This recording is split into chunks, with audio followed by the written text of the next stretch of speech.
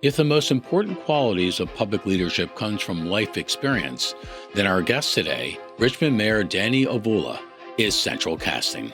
From leading Virginia's response to COVID and safeguarding children's health to his passionate pursuit of a city that works for everyone, this is a mayor and a city worth rooting for. From Ballard Studios in Washington, D.C., it's 13th and Park. The hard things that are necessary, we either do it or we'll pay the price down the road. That often is missing in politics. We have to solve everything. It's a nightmare. You and I can differ, but that doesn't mean you and I cannot be friends. I have faith in the American people. Those are the facts. The Illuminati, right there. Aliens could have invaded and nothing would surprise me at this point. We went from North Korea to M&M. That's a lot, man. What's in this tea? Well, Mayor, it's nice to have you with us today. I was reading through your resume. You graduate with a degree in biology from UVA at 19. You go to medical school at VCU. You become a practicing pediatrician. You then get your master's in public health from Johns Hopkins University. You then help lead the COVID response effort in Virginia. And then you take on a completely different challenge of being the mayor. I think it's the lesser of all the things you've done, right? So you're a classic underachiever. Is that fair to say? Certainly in the eyes of my dad, who wanted me to be a rich cardiologist. I'm crushing it, you know? But no, I think that so much of that arc for me is recognizing who you are, what you're built for. And for me, it was a connection to community. You know, so much of my story has been living in and laboring for the city of Richmond. And when I went to do work at the state, incredibly meaningful, incredibly broad scope. But I realized that really what made me tick was the integration of my professional role with the community that I lived in and loved. And, you know, serving the city in this way is a way to bring that together like few other roles could. So you came to this country from India. Your parents, both Department of Defense veterans, your dad a Navy veteran. How did that influence kind of where you are now? You know, I think my parents' story and the things that they prioritized for my brother and I growing up in this country was like that typical immigrant story. You come here for a land of opportunity, for educational opportunity, for occupational opportunity.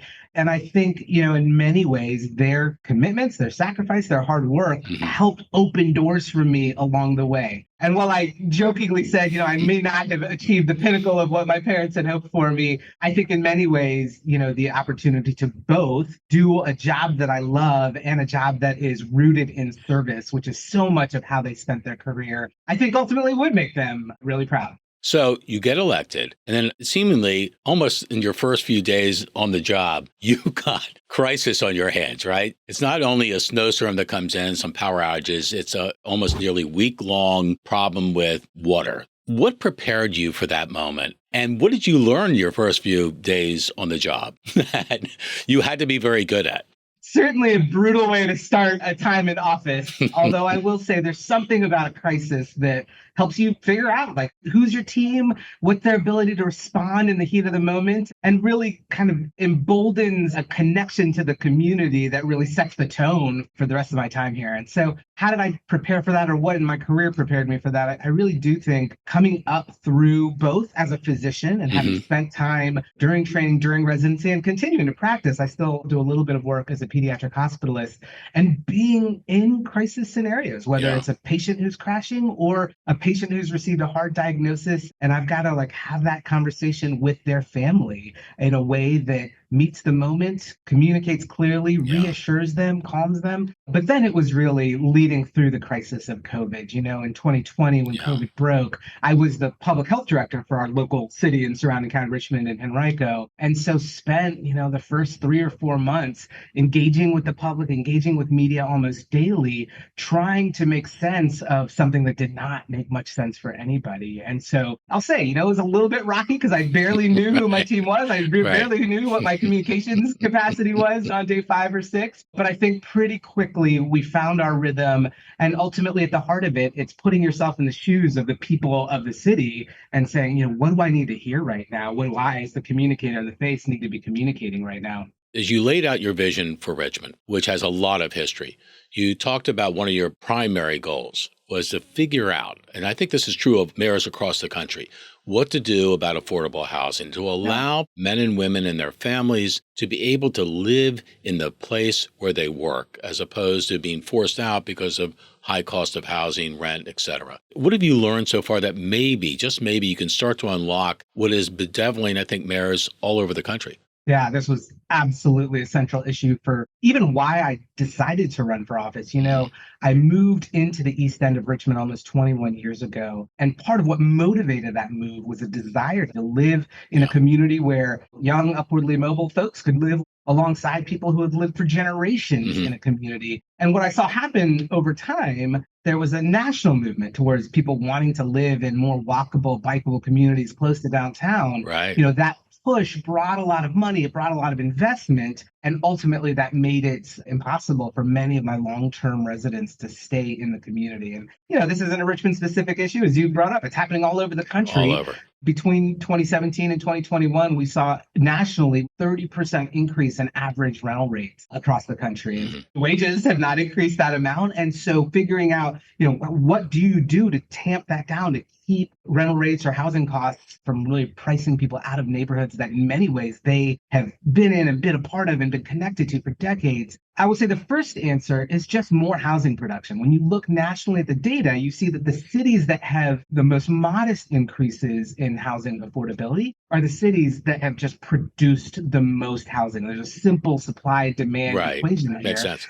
And so I think part of the job, the calling for me, is to make sure that we are looking at the land that the city owns, figuring out how to steward it most effectively, and then working on our internal processes to make sure that when somebody's looking to build a multifamily development or a bunch of single family homes, that we are making that process as seamless as possible. But then we also have to think about the affordable side of the spectrum, right? And so I think there's a lot of tools that we've implemented in the last year and a half to incentivize certain kinds of developments, to do performance grants, to offer, you know, down the road tax abatements for certain commitments to a certain level of affordability. So there's a lot of tools in the toolbox that we are both using and exploring, but I do think ultimately the production has to keep up with the demand. Your wife is a public school teacher, so education must be a constant topic of conversation in your house, right? You've also made a big commitment to doing something about schools. What can a mayor actually do to impact the education of a child that goes beyond a local school board or parents getting more involved? What is it you can do to really kind of move the needle?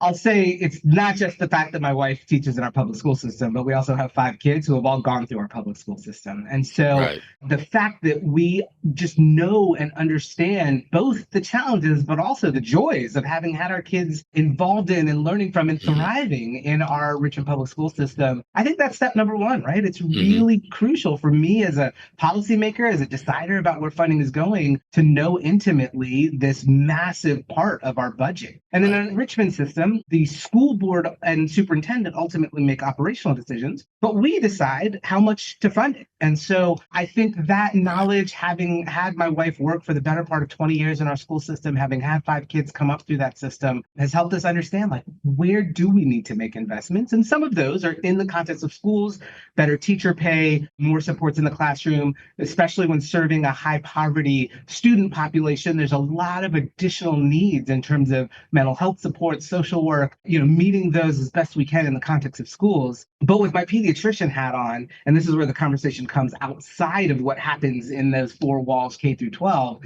is that there's got to be a real commitment to an investment in early childhood education. I mean, really starting from day one, equipping parents to read to their kids and know how that impacts their neural development from a young age, making sure that we have resources to home visiting, out of school time for school-age kids. I mean, there's a whole spectrum of interventions. And so making sure that we're starting as early as possible, funding and building that infrastructure, and then having that carry through K through 12 is really how we're thinking about it here.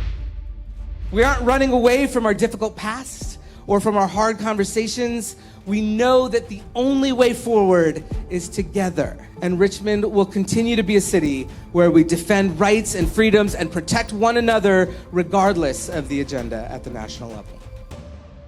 How personal is this for you in terms of racial justice, in terms of everyone having a shot, in terms of not having the deck stacked against anyone in society because of their economic circumstance, their educational issues in terms of having access to quality education, or the color of their skin.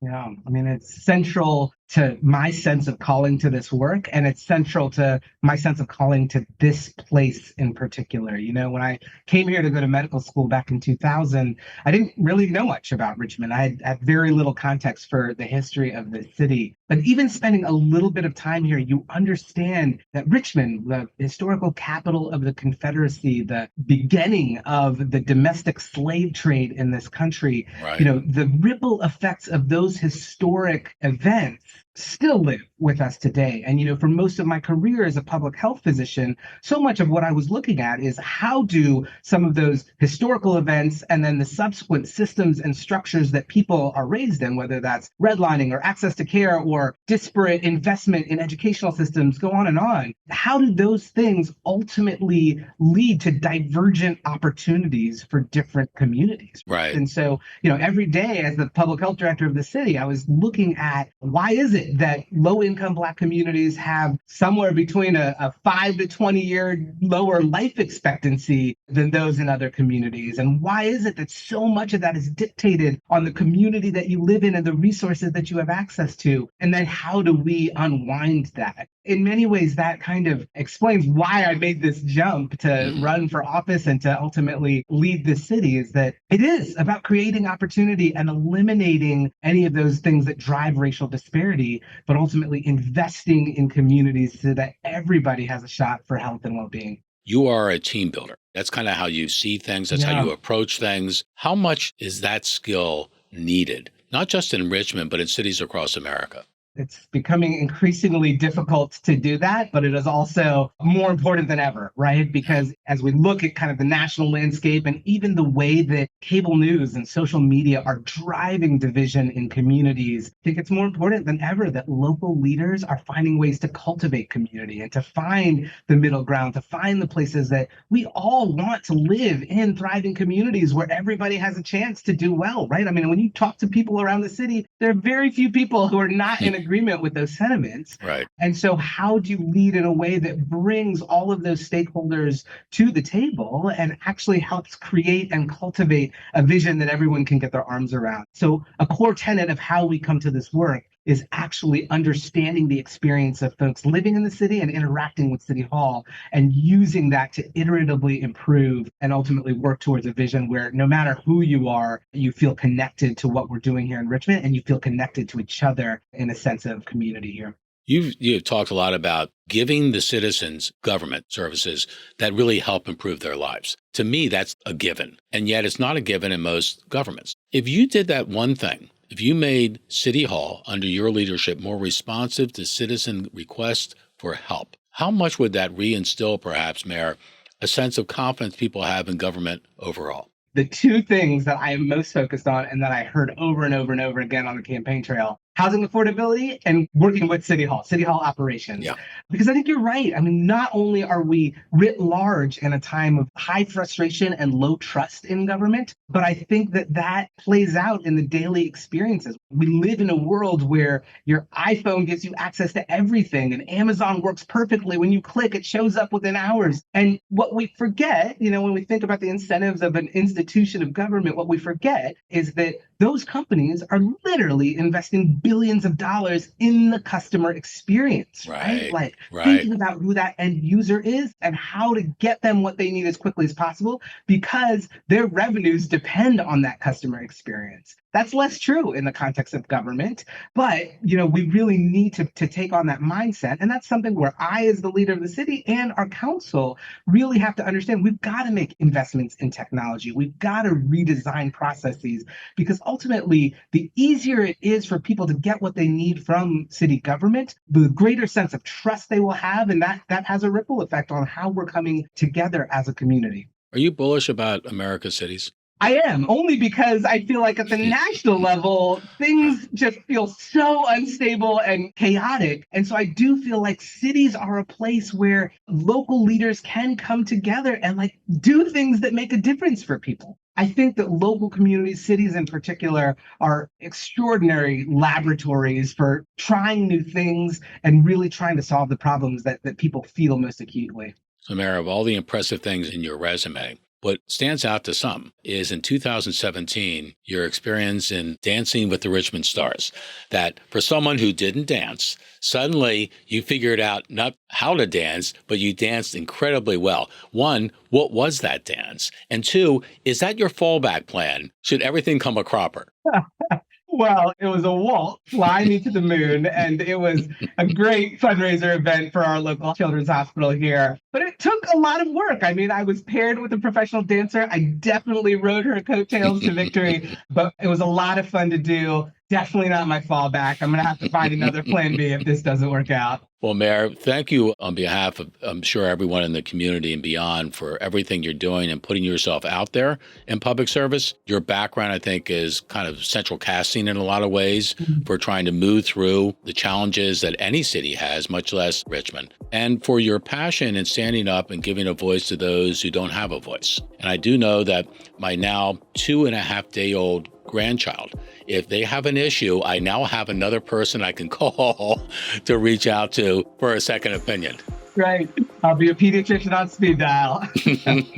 Well, thanks for the opportunity. It's an exciting time to be here in Richmond. If you haven't visited, come visit. We were named CNN's best town in America to visit this past year, and it's an incredibly beautiful and vibrant place, so I'd welcome you.